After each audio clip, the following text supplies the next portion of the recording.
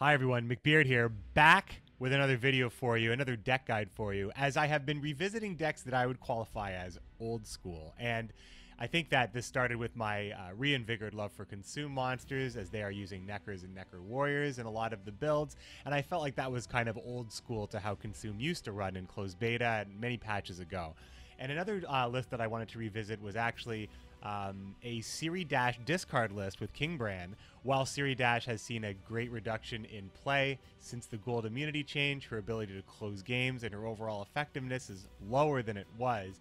I still always have a drive to make Ciri Dash work. She is one of my favorite cards, so I thought I'd revisit Ciri Dash discard as it was the centerpiece for my most popular YouTube video, which was Threebor, in which I discarded Ciri Dash with Johnny 3 times to get Threebor 3 times. And while there is no Threebor in this video, I will always remember my Ciri Dash discard list for that list that was pretty famous. So why not give it another shot? And so, I've built a lot of decks that felt old school. This is my Skellige list. Let's take a look. I'll show you what I'm talking about. All right, Legend of Threebor. So this is a deck that was made, I believe, much more functional than it was before with the addition of the Heime Battle Maiden. So this addition to Skellige is really great because there are a lot of cards like Skellige Veterans, Clan Twisark Veterans, and I would say the War Longships as well, that suffered from situations where you would get into the first round and you would really want to get 3 of them out. You would take as many as you could get. You would use your Priestess of Freya to ensure that they stuck after they were removed. But ultimately, there was a fragility to those cards that you could just not get a chance to keep those cards. And this deck struggled when you couldn't really complete that setup for your discard. And it was harder to do that. With Heime Battle Maiden, as it affects machines as well as soldiers, you are able to source the ships from your deck, thin your deck out, which is really important for discard. And of course, your Freyas can still be that insurance for those ships as well. So using your Heime Battle Maiden to get out the War Longship is very good. I think it's very good. I don't know how competitive it makes this deck long term, the viability for it in tournaments or anything like that, but I want to bring you the fun decks. So I think that this deck is pretty fun. It used to be a very strong variant of discard. The War Longships used to be something that I just couldn't stand facing. They are, it's a different world now, but these cards can still absolutely melt a board when you get the setup, and you are able to get that setup much easier now with the Heime Battle Maiden. So what you can imagine this deck can do in round 1, it still does that very well, as you can see in the clip that I just ran. So playing War Longships, Heime Battle Maiden to get your ships out, Priestess of Freya to bring your ships back. That's going to be a lot of your setup, and you're not really going to want to discard a lot of cards before you can get that up, or before you're basically, you know that this is the best it's going to be. Having, maybe you just have 1 ship out. You ideally want to have 2. 3 is just excellent, and using ships in longer rounds later is really important too. So your priestesses generally are bringing back your long ships, but of course the priestesses are very flexible. You can bring back other stuff as well. There are the On-Crate Raiders. These cards, whenever they're discarded, they hit the field, so you have lots of ways to discard these. Generally, you have some specific ways you'd like to discard them, but whenever you have these cards in your hand, a card like Ermion or Svanriga will help you get it out of your hand and onto the board without having to play it from hand. There's usually a lot of allowance here for that. And the Clan Drummond Warmonger, there are only 2 in this deck, because one of these raiders is usually going to be discarded by Brand's leader ability, whereas the other 2 ideally are discarded by the Warmonger. But the Warmongers, having 2 of them is fine. You only have 2 raiders to discard, and if you resurrect these with Priestess of Freya, now you're just using it for deck thinning, because ideally you want to get the deck down to as few cards as possible in round 3, so you're likely to draw Ciri Dash or another really premium card that you've been looking for, like Sigurd Drifa. So I think that, the Warmongers are excellent for thinning, but they actually have a lot of powerhouse application in rounds where you can discard the On-Crate Raider from your deck. There is a single Pirate Captain that can achieve 15 points of strength when you discard the On-Crate Warrior, and if you were to discard perhaps a Longship in a short round in that situation, You can at least get him to 11. Also, potentially you're discarding a Clan German Warmonger at 9 strength in round 3, and you're happy to have this at 13. They're not good enough, I think, to run 3 of or even 2 of, but it's good when you have it in your hand and you have the On-Crate Warrior, which is it's really in the deck to be discarded. It is a powerhouse play from Madman Lugos, which makes Lugos a 17-point swing if you're able to get full value from the Warrior. It can kill almost anything at 11 strength, plus it boosts the Pirate, so you can kind of get the strength twice. And even more times with the Priestess of Freya. Late game, 10 strength is usually pretty good to resurrect with the Priestess of Freya. So, you know, you have a lot of application from these one-ofs of the On-Crate Warrior and the Pirate Captain. So that kind of rounds out the bronzes. Some stuff you are probably very familiar with, but I think the addition of the Heimei Battle Maiden really makes this deck shine. Also, the Battle Maiden is a great discard target for later on when you just don't need her anymore. So we'll talk about the silvers and how they work together. I mean, Svanriga is draw a card, discard a card in a discard list. It's very important, either to generate strength for your Pirate Captain, to clean your hand up, to get a Raider out of your hand, to get Ciri Dash into your hand, to discard Ciri Dash. Svanriga has a lot of application, and Ermion as well, very similarly. Gremist is important because Weather Clear is still very important. Also, it's a good res target for Sigurdrifa for a late game tempo swing with Blood Curdling Roar if you have a Priestess of Freya on the board, as you can, you know, you have a lot of ways of making Gremist work for you. I haven't played him with the Fog yet, but it's always a nice option in a long round where you don't think you're going to be clearing any weather at all. Usually worthwhile to hold on to it. I feel like using Clear Skies or Blood Curdling Roar is usually what you want to do with Gremist on the res or from hand. Udalric to get your card advantage back. Since the Longships really can force an opponent out of the round, if you're able to get them to stick and really punish them, you're likely going to take that first round. So taking Udalric back is, and Udalric has a lot of great applications in discard as well. First of all, it gets your card advantage back a little bit because it is a card advantage spy. But when you're presented with options like Ciri Dash on the discard, On-Crate Raider on the discard, you're happy to let those just get discarded. So, you know, you get the value from the discard and the draw. That's the ideal situation. And any way you can have to pummel Udalric either through Madman Lugos or anything else. Really good as well. You have a lot of ways to ping the board in a long round. So Udalric is good for that as well. Morkvarg is one of your discard targets for Bran. Just a strong discard target, provides carryover. It makes it harder for your opponent to give you an open pass in which you would have to play into it, since you should always have points on the board. You want to mulligan Morkvarg away for Bran to discard.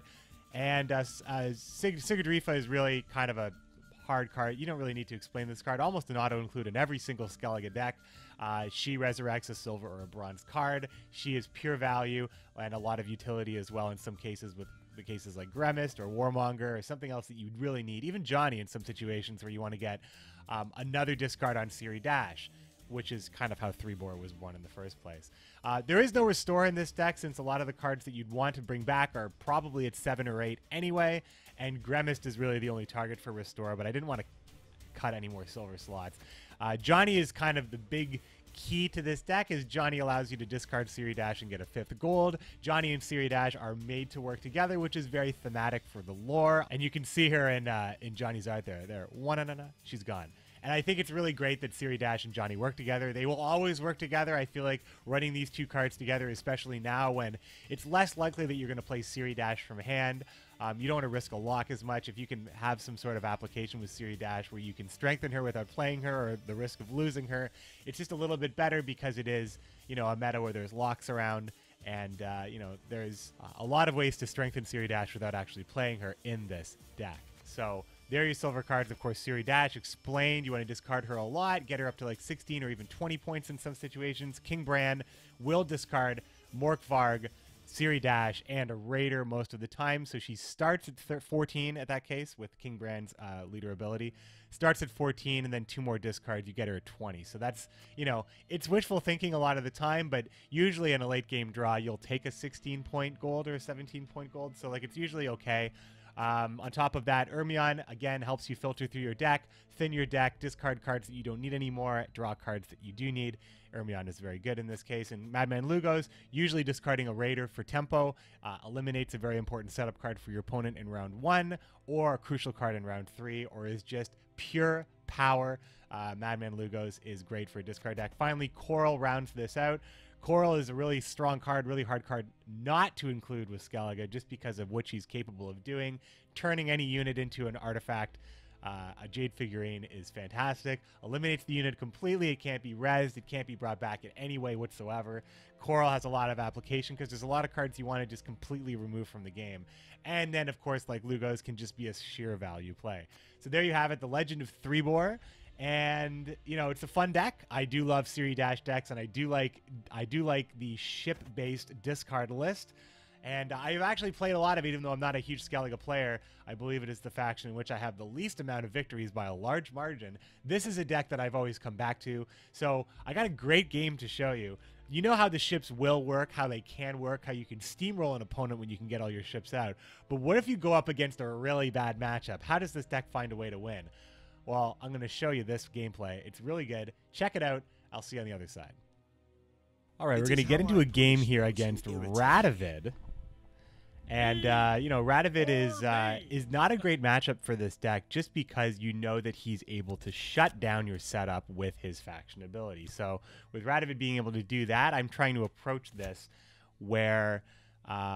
am I able to get the ships to stick? Am I able to actually draw Radovid out? Because ultimately, I don't want him to lock Ciri Dash. So seeing Radovid early isn't so bad. My mulligan's pretty straightforward. I want to get rid of the Raiders, of course, dropping Morkvarg because that's a King Brand target, and ultimately 2 Priestesses of Freya when I do have 2 ships in hand.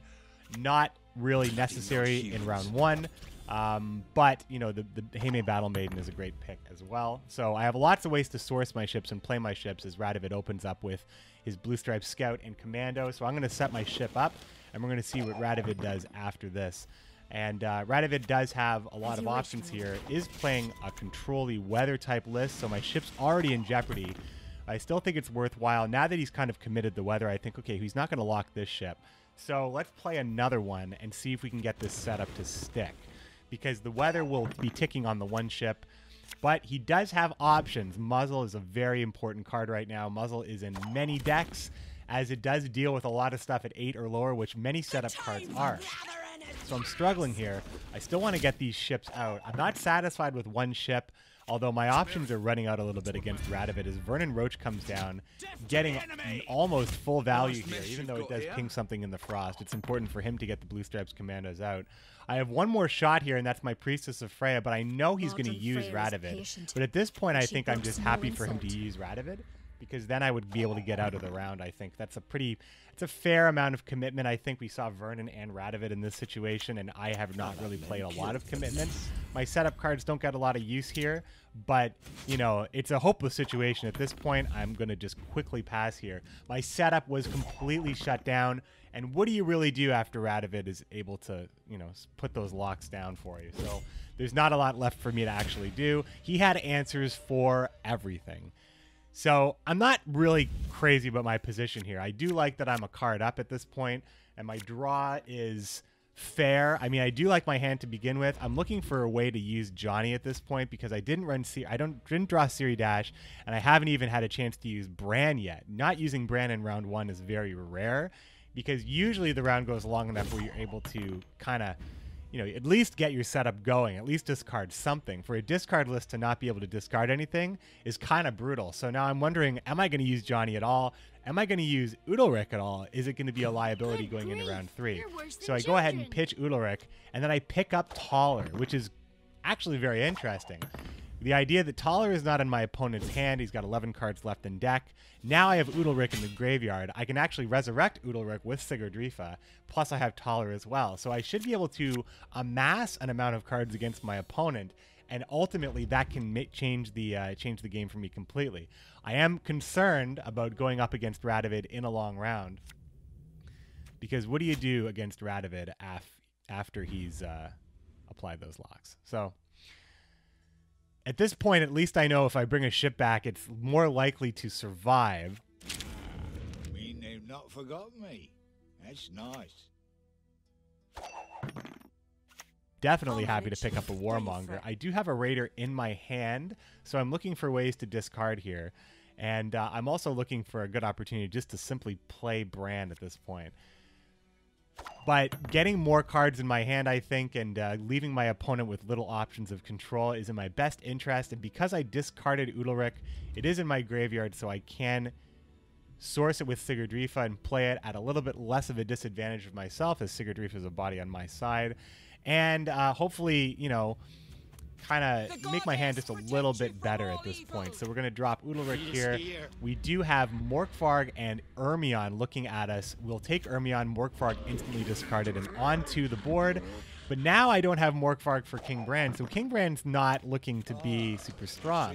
And my opponent did end up drawing that taller, so now my card advantage is not quite what it was. I do have last say at this point, and I'm pretty happy about that. I figured now's a good time to get a ship out, because I can finally use Bran now and get some value out of that ship. But here's the thing about this. There are a lot of answers here. Radovid is still able to apply the pressure. Thankfully, I have Gremist, and with that boost on Clear Skies, everything is happy and healthy. That Gremist really paid off in this match, and now my ship's ready for King Bran. Oh, no, it's not. Once again, another answer for my ship. At no point were these ships able to fire. Somehow I'm hanging in this round here. Thanks to the spies and thanks to my opponent's spies, but not having a ship to stick at any point was quite frustrating in this game. Usually you won't have a game go this one-sided, but the game is still very close at this point. But you know, there's just a lot of annoyances in this game as Radovid is able to continuously remove my stuff and apply weather effects after I've already cleared. So now I'm just looking to take this round by points as clearly as I can. My strategy is starting to run out here. Ciri Dash isn't really an option. I am still going to use Bran to discard Ciri Dash in one of these raiders.